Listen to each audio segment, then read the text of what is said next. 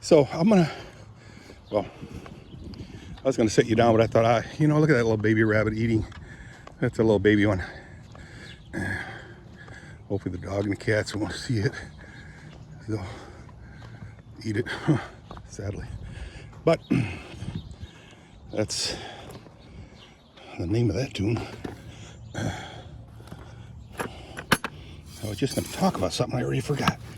So yeah, Kathy had to work Saturday or Sunday night. Did make one service.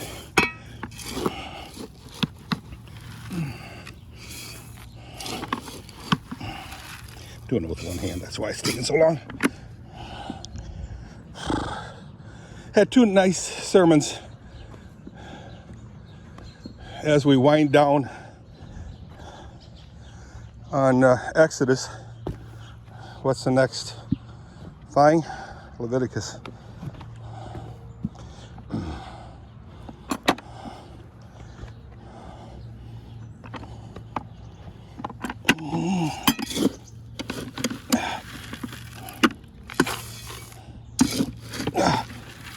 Genesis, Exodus, Leviticus.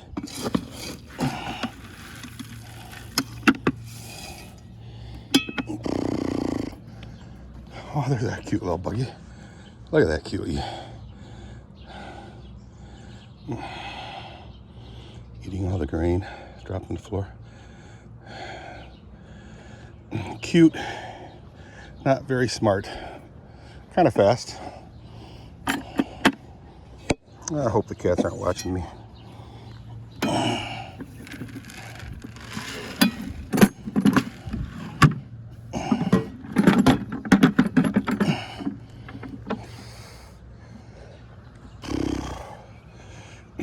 Man, you know, I was gonna, oh shoot, that's the demon cat. I'll walk her away from here. Come on, sweetie.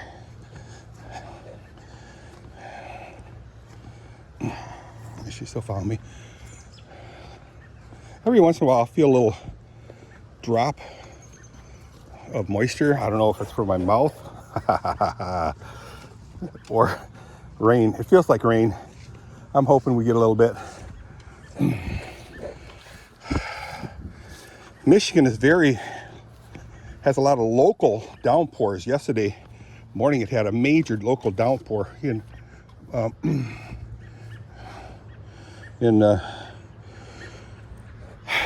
Dutton. I mean, we didn't experience it. We just experienced the aftermath where it was really wet in the intersection at Church, 68th Street in Dutton, or 68th and Hand Lake Road.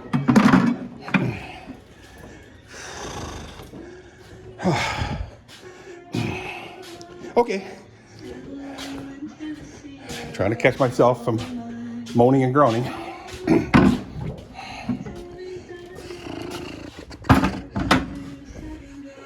All right, let's see if this is easy to open again. I'm just so happy that I fixed this thing.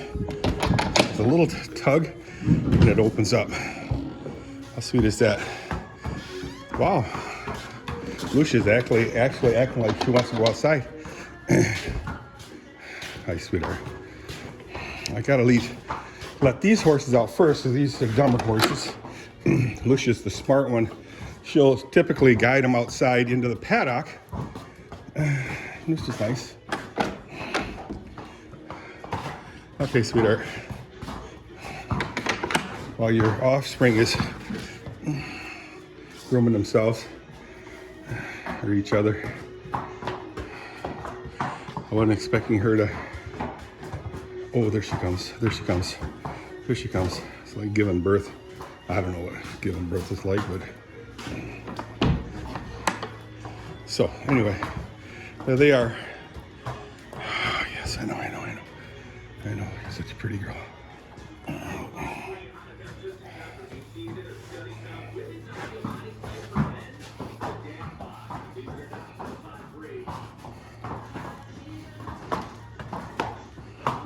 I'm not sure they're going to go in the paddock. Doesn't look like they are, which is okay. I wish I could think of what I was going to talk about. I think I mentioned that Kathy was working last night. Sadly, it was kind of, I want to say a little bit comical, but not really. Kathy is very susceptible to poison ivy. So bad.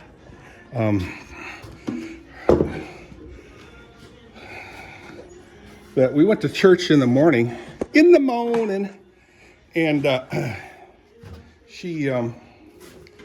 we take a nap right after morning service.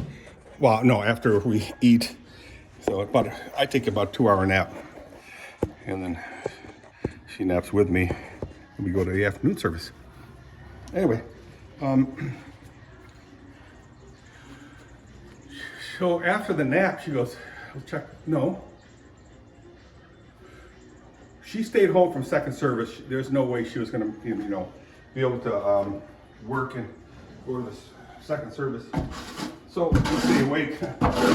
Anyway, I get home from second service church, and she goes, "Check this out." And I look, and her eyes were just, her lids and sides of her eyes were just swelled.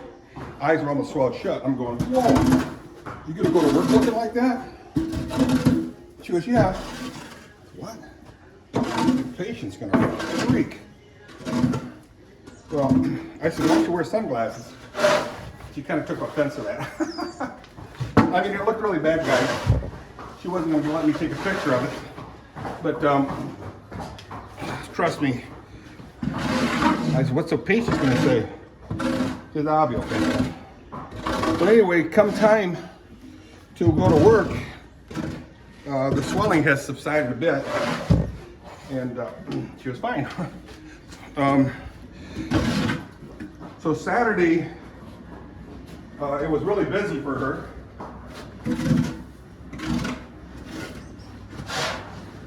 Saturday was very, very busy for her. Sunday it was very, very mild. She said, "Oh, that's good." But busy enough for her not to go home. I don't know what the deal is, why so many people would call in, so she had a very enjoyable time at work, she said. I said, "Oh, cool."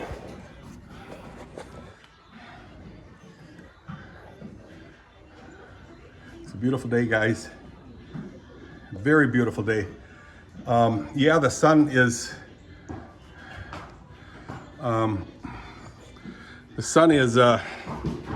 hidden from us, thankfully. So it's given me a reprieve from the major heat, uncomfortable heat. I was able to get some relief from the heat swimming Saturday. That was kind of nice. Not kind of nice, it was very nice. Very much enjoyed it. Able to move my body. I was able to kick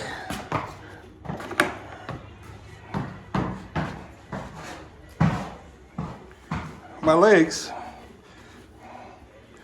where I've tried it before, and I'll tell you what, it hurt so bad. Simply no way I could take that. But if you watch that video from Saturday, me swimming, I very much enjoyed myself.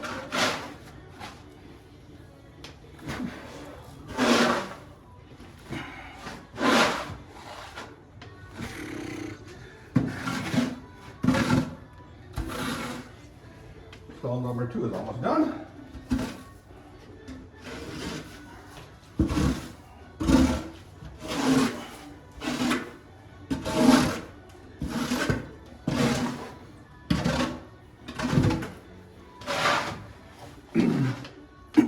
We designed this barn so it's very, very, very easily cleaned and very easily to feed the horses and give them water.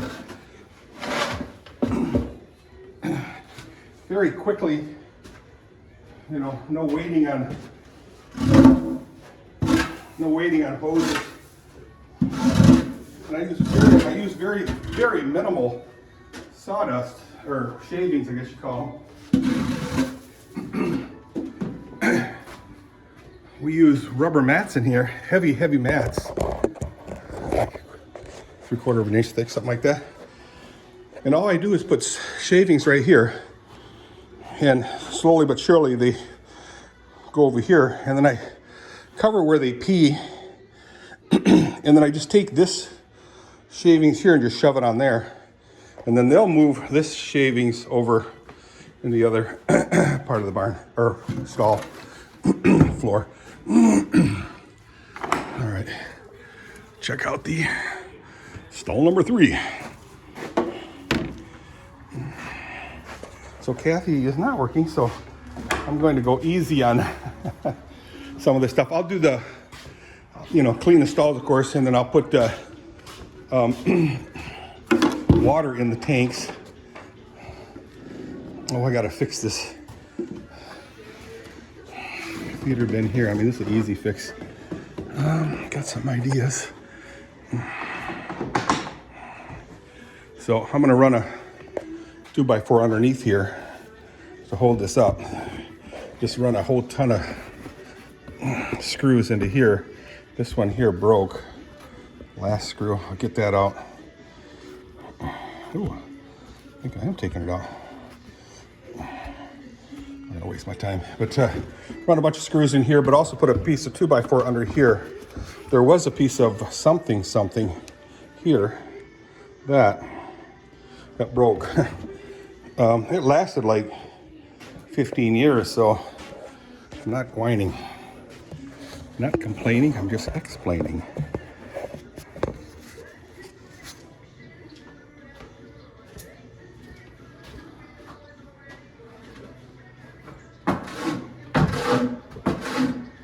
I am on a diet to lose a bunch of weight. I have what's called a hernia,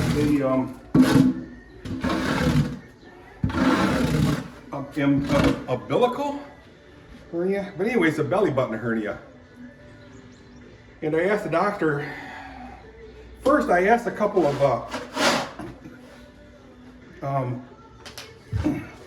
physician's assistants, which are doctors,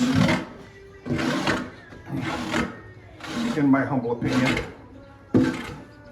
nurse practitioners, who basically do right now what the doctors used to do. Interact one-on-one with the patients. Well, anyway, that lady told me, because I told her every time I cough, my belly button protrudes. She goes, well, your guts will actually spill out over time, and as long as you can shove them back in. What? I'm serious. As long as you can shove it back in, don't worry about it. She said, just shove it back in. When you can't shove it back in, then contact us. Wow, I'm glad we're not living in the country to the north, because if I couldn't push my guts back in, they'd probably tell me, well, in a year and a half or 2 years, we'll be able to beat with you.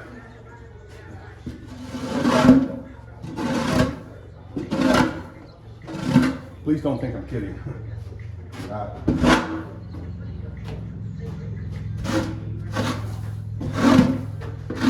There's a pretty legitimate story out there where a lady had brain cancer, and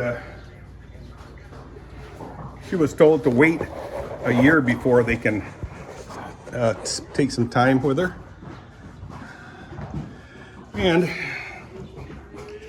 And that was a year ago that they said that, so it was 2 years of waiting. I'm just wondering, is she even alive anymore? I don't know. Hi, sweets. Yeah.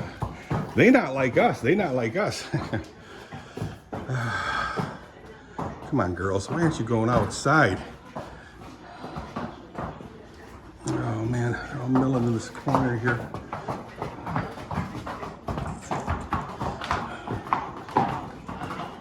I'm going to get the whip and whip them outside, guys, because this video's getting way too long. Actually, it almost looks like they're heading out right Now into the paddock. Let's look out the window here.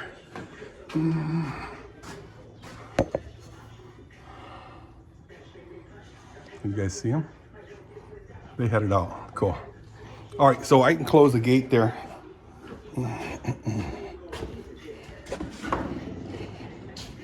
You know, I might just make it really easy and do everything today. The hay down the chute, the grain and the water. That's really, and then I'm totally finished. Then Kathy, she can help me just kind of guide them in. That's it. So,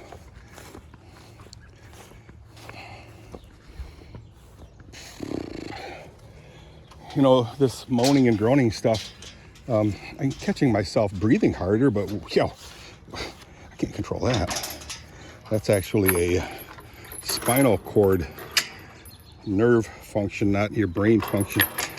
If your body needs oxygen, more oxygen, your brain and your noggin, your head doesn't have to say, hey, breathe more.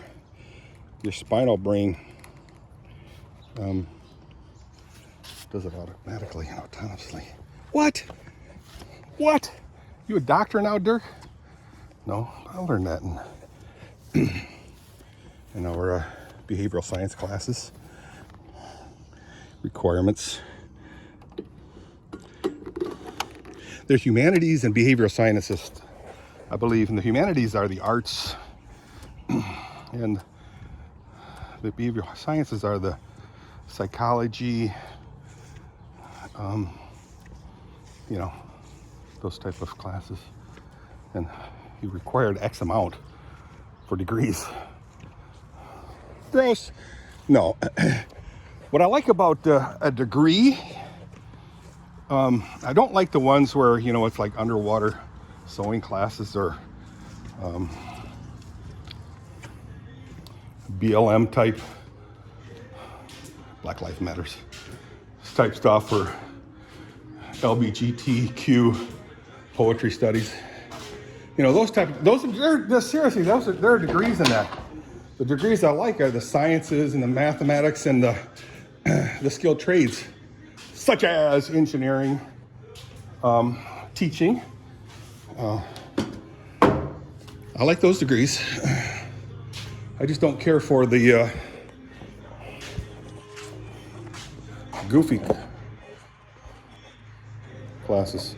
But anyway, behavioral sciences and humanities sprinkled in your core classes helps you become a well-rounded, educated person. In other words, you can talk about not just, if you're a, say, tool and die guy, just talk about tool and die and tools.